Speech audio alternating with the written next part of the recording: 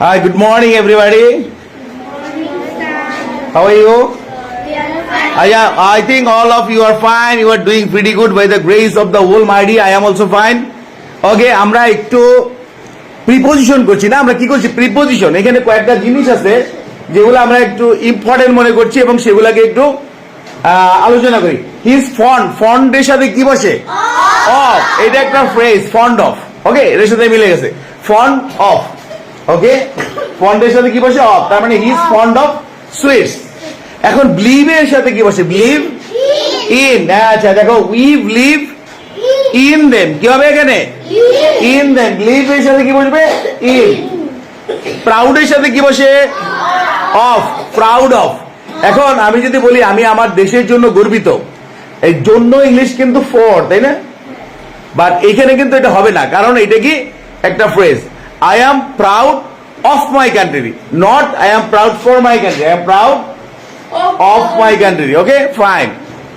আচ্ছা, এরপরে আছে দেখো, he is looking dash his car.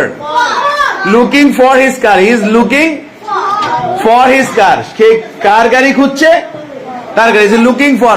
Look for মানে খোঁজা। লুক এট মানে কি? লুক এট মানে কি? তাকানো। লুক এট মি মানে আমার দিকে তাকাও। হ্যাঁ, লুক এট হার, তার দিকে তাকাও। লুক এট দ্য বোর্ড, বোর্ডের দিকে তাকাও। ওকে, fine.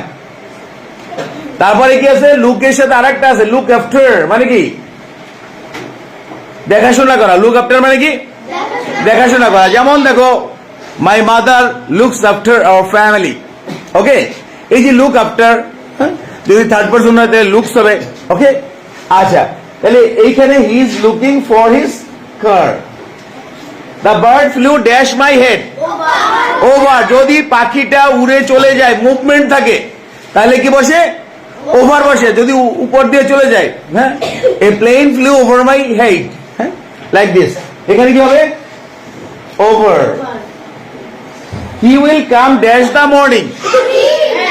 In the morning. Morning এর আগে কি বসে? ইন। আফটারনুনের আগে in. Afternoon in the afternoon. In the evening. শুধু নাইটের আগে কি বসে? এট। At night. নাইটের সময় এট। ওকে, তাহলে he will come in the morning. I was television dash night. নাইটের আগে কি বসে? এট। নাইটের আগে কি বসে আম্মা? এট বসে। আচ্ছা, নাইটের আগে এট বসে, right. Divide the mangoes dash the boys. Among. আচ্ছা, উচ্চারণ এইমাং। কি হবে? এইমাং দ্য বয়েজ মানে ছেলেদের মধ্যে ভাগ করে দাও। আর বিটুইন মানে কি?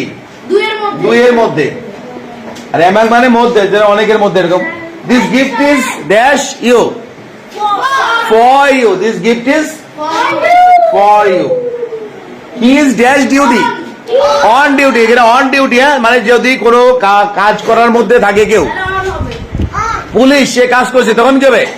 The police is on duty. Okay, on duty হবে, হ্যাঁ, ডিউটিরত অবস্থায়, সেটাকে কি বলে? On duty. That's fine, on duty. Okay, তাহলে আজকে অনেকগুলো ইম্পর্টেন্ট প্রিপোজিশন আমরা এখানে করেছি। প্রিপোজিশন হচ্ছে সব থেকে বেশি কনফিউশন সৃষ্টি করা জিনিস। পার্টস অফ স্পিচের মধ্যে সব থেকে বেশি কনফিউশন সৃষ্টি করে এটা। আবার যদি দেখো, আমরা যদি ভুলে যাই প্রিপোজিশন, হ্যাঁ, তাহলে কিন্তু খুব মারাত্মক ভুল হয়ে যায়। যেমন ধরো, আমি তোমাকে দাওয়াত দিলাম, ওকে দাওয়াত দিলাম, আমি ভুলে গেলাম যে তুমি আমার বাসায় খাবে। আমি বললাম কি? You eat my house.